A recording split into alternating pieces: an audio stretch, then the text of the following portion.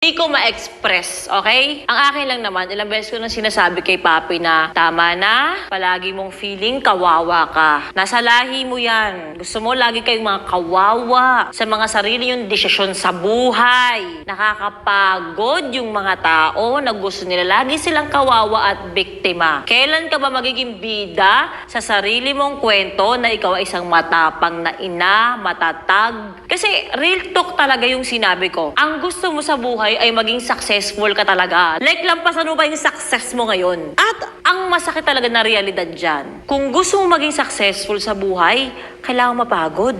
Kailangan magsakripisyo ng mga kaligayahan. Kailangan disiplinado ka. Kailangan may mga tama kang desisyon sa buhay. Yan palang lagpak na si Papi. Tapos ngayon, lagi siyang, kasi nga yung utak ko, ganito. Putang ina, kung gusto mo maging successful, I'm very sorry. But the sad reality is, if kung gusto mo maging successful, hindi mo priority ang mental health mo. Kaya nga diba halos sa mga negosyante, nababaliw na, wala nang tulog, wala nang pahinga, ang dami iniintindi, ang daming taong pinapasahod, ganun talaga. Kung gusto mo tumulong sa ibang tao, may mga sinasakripisyo ka. At ang mahirap talaga doon is minsan talaga yung sarili mong mental health, ganun talaga. Tapos gusto mo super healthy yung mental health mo, putang ina mo, pinili mo, marami kang kaalaga ang anak. Marami kang kakalabaning yaya. At gusto ko din na ipunto, galing to sa akin, kay Tony Fowler, na isa rin pong nanay ng 2 bata. Kapag tayo, mga nanay na, may nakakasama tayo, na katulad ni Mikay, o may katulad na single na tao, huwag tayo makipagkumpetensya. Huwag nating sabihin ng alam mo, hindi mo alam yung pagod. Alam mo, hindi ka puyat eh. Kompleto nga tulog mo eh. Kung maglaging nanay ka, malalaman mo kung ano yung totoong pagod, ito kami. Kasi gano'n yung sitwasyon lagi ni Papi sa paligid nila Ate Marie, ni Mikay, at kahit sa akin, kahit hindi niya sabihin na, grabe, sobrang pagod ako. Mas pagod ako sa inyo. Kahit hindi siya makipagganunan, ramdam mo sa kanya na, grabe yung pressure ko kasi 4 to.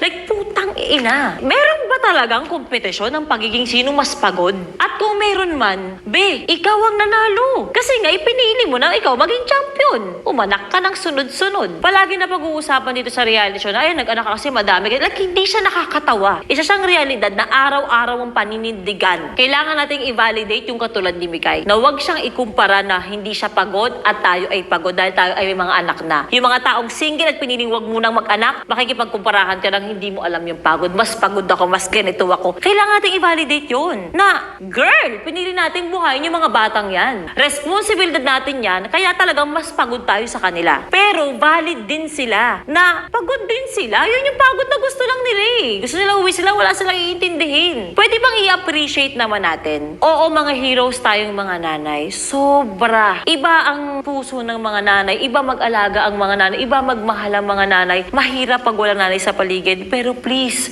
nakikiusap ako. Ang pagkakaroon ng postpartum, binavalidate na yan. Ang pagkakaroon ng pregnancy brain, binavalidate na yan ngayon. Pero kailan mabavalidate yung mga katulad ni Mikay na mga single na babae na pinili na wala silang anak, wala silang iintindihin, na wala silang responsibilidad? Napakagaling ninyo. Kasi yan yung choice sa buhay. Naaalagaan ninyo ang career na gusto nyo tahakin, gusto nyo mag-slow down, ayaw nyo mataranta nyo, pressure, choice mo yan, napakagaling ninyo. Valid kayo at kailangan magsimula na ma-appreciate natin ang mga tao na pinipili nila na wala silang anak. Isa rin kayong bayani sa paningin ng maraming bata. Mga tita na nag-aalaga ng papangkin pero hanggang dun lang. Yung mga yan, mga bayani din kayo, napakagaling ninyo. Ako kasi, POV ko, naaawa ko sa mga taong di mo gets. Kasi may postpartum kami, hindi mo alam yung ganito. Hindi nila alam kasi ayaw nilang pumunta doon. Hindi sila pumunta doon. Choice natin to, panindigan natin to, pero huwag natin isisi na hindi mo yan alam. Dapat kasi ganito, etc.